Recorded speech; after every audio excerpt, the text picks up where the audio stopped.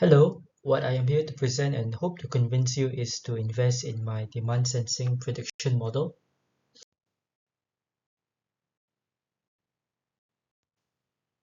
Singapore is always experiencing a change in its skylines. There's always construction new and retrofitted.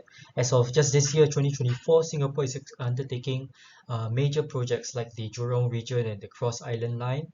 And just as December 2023, the HDB announced 6,000 flats during its latest BTO launches. However, with so much construction projects, we will face problems with the amount of materials required in a certain timeline, given there is a limited amount of materials currently in Singapore, taking into consideration other contractors needing materials for their own projects. So it is inevitable that there will be lapses in material shortages. In addition, Singapore has released master plans of what Singapore itself can look like in the next 10, 20 to even 50 years. It would be best to prepare the local construction industry of a possible material shortage. So as such, having a prediction model such as the demand sensing production model, the DSPM, helps to aggregate the total construction materials demand, not only in the current projects that we have, but based on past data, we can project construction demands in the future and hence aggregate total construction demands periodically, whether be it monthly or annually. So how will we be doing this? The DSM model will re-evaluate data by receiving data as we, the inputters, give, such as BTO orders, the proportion of two-room units, three-room units, etc., as well as the data retrievable from public domain websites like URA Space to help aggregate the dimensions and type of building on GLS sites. So marketing opportunities wise, we intend to promote the DSPM model onto big firms and government bodies like the URA and Jurong Port. But we do realize that we have to make our presence known, and as such, we will start off with smaller construction firms and others who may be interested in our model. In regards to competition, we have the local CDE group and Subana Jurong, where they have as close as 85% accuracy in their projections.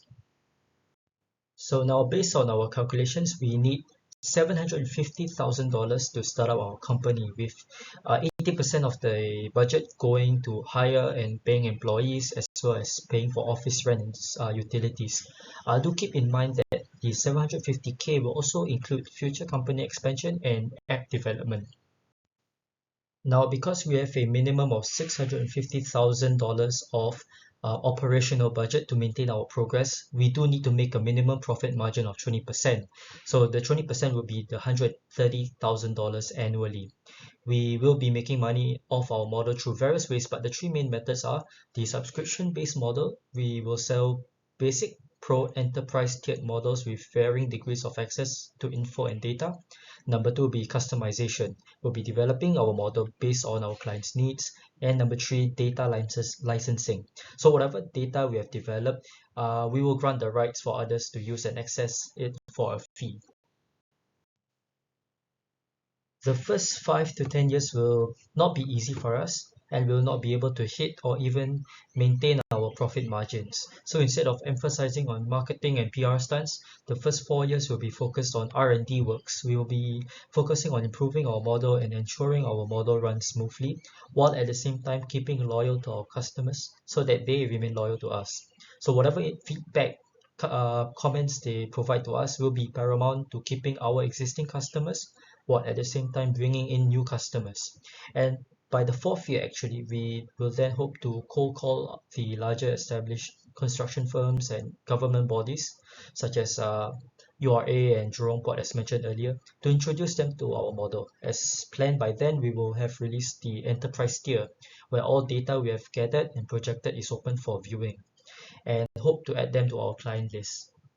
We will need a quantity surveyor and an architect to use software such as Rhino to help aggregate the size of the buildings and project the amount of materials required.